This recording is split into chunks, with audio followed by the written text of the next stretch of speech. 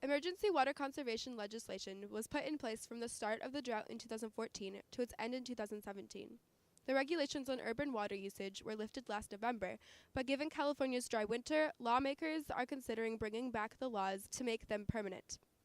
Today, we are asking state politicians about their views on water conservation and what should be done to prepare for the drought. What should be done about water conservation? What steps should we take to prepare for future droughts? Well, I think this has become our new normal.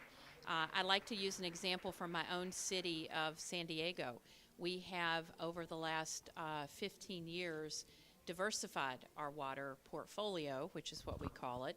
We have storage, we have desalination, we have water reuse that we're proposing, and conservation. We've managed to add over 300,000 people in our county and still reduce water use 16% because of conservation.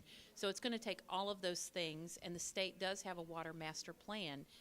But it is hard to get people to understand that even if it feels like it's raining today, we had the floods in Santa Barbara and Central Coast, that even if it rains today, that doesn't mean that our water supply is increased. We have to plan to store it and, more effectively use it. More should be done about water conservation, although I should pat everybody on the back in Castro Valley and in other places. California has really changed our behaviors from 10 years ago and certainly from 20 years ago. Clearly we have to be smarter in an environment where we have weather is getting weirder and changing. We have to look at the system that we have right now. We have a lot of reservoirs that are designed for heavy snowfall up in the high Sierras, and then we release them during the spring and they go out. We have all these intermediate reservoirs that are not operating capacity. So I think we have better management with less water. I think it has to become cool. I tore out my lawn when the drought came in, and I put in raised beds. So there are people in my neighborhood come by, and they'll stop by and look at the tomatoes and look at the whatever else I'm growing, their onions or carrots. And when we take a shower, we have a bucket there, and we fill up the bucket with water and we pour it on there. People see the state senator in front of his house in the morning pouring the bucket on his vegetables. It's just a different culture that we have. We will. I think the state will probably put more incentives for agriculture to do a better job, and with their drip irrigation systems and things like that. There's a big nexus between energy and water. To transport water, people forget. It's just, you're moving all our water from Northern California. We think 40% of the energy that we use is used for that transportation. So we've got to get more efficient on that. Well, that's a great question, especially now. Last year was an incredibly rainy year. This year is not much.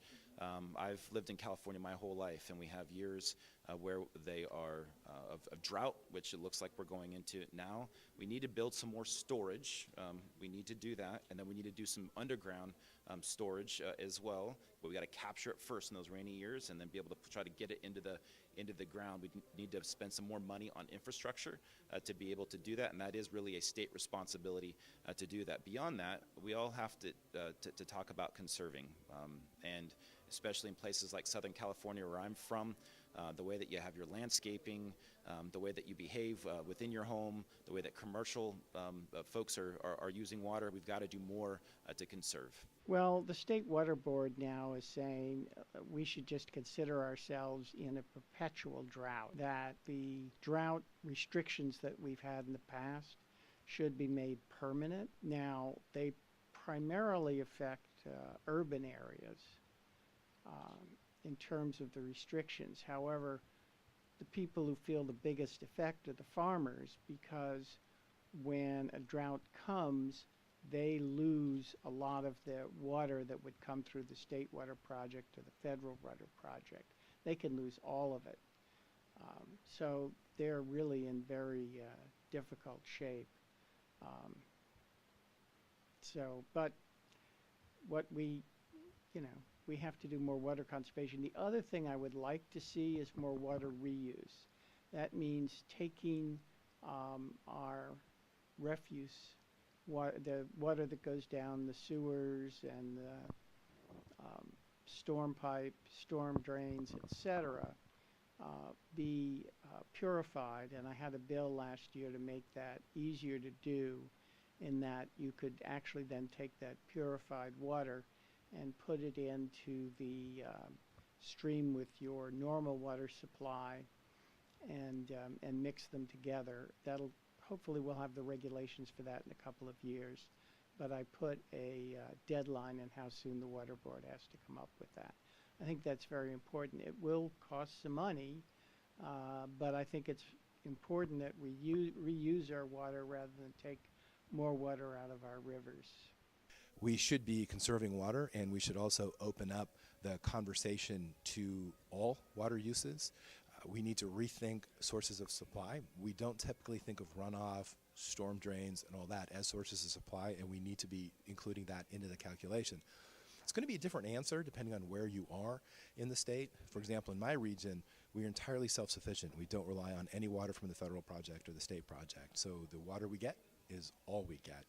And we're doing a lot to conserve, to reclaim. We've been leading the state in gallons per day, and for a long, long time because of some strict water conservation. But realize that even when we do water conservation in residential, that's only 20% of the water that gets used in California. So unless we are willing, which so far we haven't been, to hold other large users accountable for water wastage and overpumping and sort of overusing water, then that if we conserve just within that 20%, we're really limiting how we can change the water picture in California. Lawmakers and politicians are currently in disagreement over water conservation legislation, and debate is ongoing. This has been Hannah Johansson at the State Capitol.